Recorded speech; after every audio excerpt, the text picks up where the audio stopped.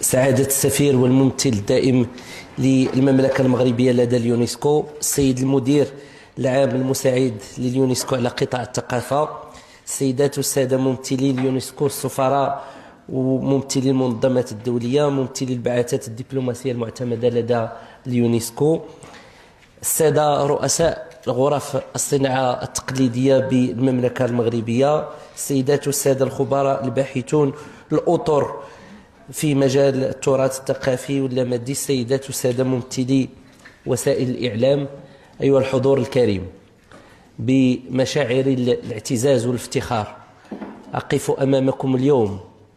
ممثلا بلدي، ممثلا هذا الوطن، المملكة المغربية التي تعرفونها جميعا، بلد عريق له ثقافته العريقة وله جذوره في التاريخ، المغرب المنفتح، المغرب الذي راكم على امتداد العصور والقرون تجارب،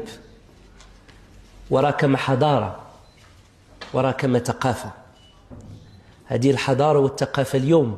التي نعتز بها ونعتز بالدفاع عنها ونعتز بالعمل جميعا على صونها. هذه الثقافة وهذه الحضارة التي شكلها الإنسان. بلدنا قد يكون يفتقر للموارد الطبيعية والطاقية، قد يكون تحت تأثيرات التغيرات المناخية، لكنه غني جدا بعنصره البشري، بالإنسان، غني بنمط التدبير، لأن على رأسه أسرة علوية وملك عظيم يدبر البلاد بكل أمانة ويزرع في المغاربة أجمل القيم. المغرب الذي يفتح دائما أذرعه ويمد يده للأصدقاء والإخوة في جذوره الإفريقية وفي محيطه الإقليمي، ولأصدقائه في أوروبا وفي مختلف مناطق العالم. لا يبخل على أحد بتبادل الخبرات والمعارف، ويسعى دائما إلى أن يعتز ويفتخر، وهذا من حقه، بتراثه، وأن يدافع بكل الطرق القانونية والمشروعة ولدى كل المنظمات المعتمدة لدى الأمم المتحدة وخاصة اليونسكو على تراثه ليصونه، لأنه إرث ورثناه عن أجدادنا،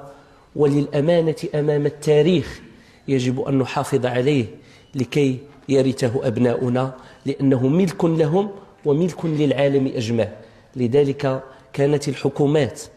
المتعاقبة بتوجيهات جلالة الملك وبتوجيهات ملوكنا على مر التاريخ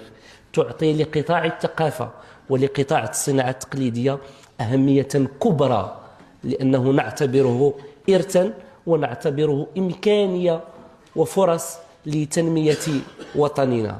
نعم، اليوم بلدنا يحتضن أزيد من 2.6 مليون صانع وصانع تقليدي.